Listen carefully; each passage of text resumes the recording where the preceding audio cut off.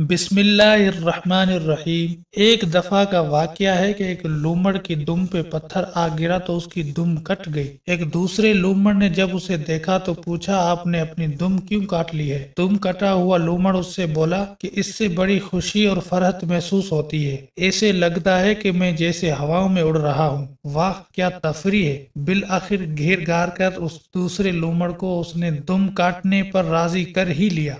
दूसरे लूमड़ ने जब ये दुम कटाई की मुहिम सर कर ली तो बजाय सुकून के शदीद किस्म का दर्द महसूस होने लगा। पूछा, मियाँ झूठ क्यों बोला मुझसे? पहला लूमड़ कहने लगा, जो हुआ सो हुआ। अब अगर तुमने दर्द की ये दास्तान दूसरे लूमड़ों को सुनाई तो उन्होंने दुमें नहीं कटवानी और फिर हम दो दुम कटों का मजाक बनता रहेगा। बात समझ में आई तो ये दोनों दुम कटे पूरी बिरादरी को ये खुशकुन तजुर्बा करने का कहते रहे। नतीजा ये निकला कि लूमड़ों की अक्सरियत दुम कटी हो गई। अब हालत ये हो गई, ये जहाँ कोई दुम वाला लूमड़ दिखाई देता उसका मजाक उड़ाया जाता। नाज़रीन, हजरत कअब रजी अल्लाह तआला अन्हु से रिवायत है कि फरमाया, लोगों पे ऐसा जमाना आएगा कि मोमिन को उसके ईमान पे ऐसे ही आर दिलाई जाएगी जैसे कि आजकल बदकार को उसकी बदकारी पे आर दिलाई जाती है। यहाँ तक कि आदमी को तंजन कहा जाएगा कि वाह भाई, तुम तो बड़े ईमानदार और फकी बंदे हो गए हो। जब हजरत लूत अलैहिस्सलाम की कौम ने कहा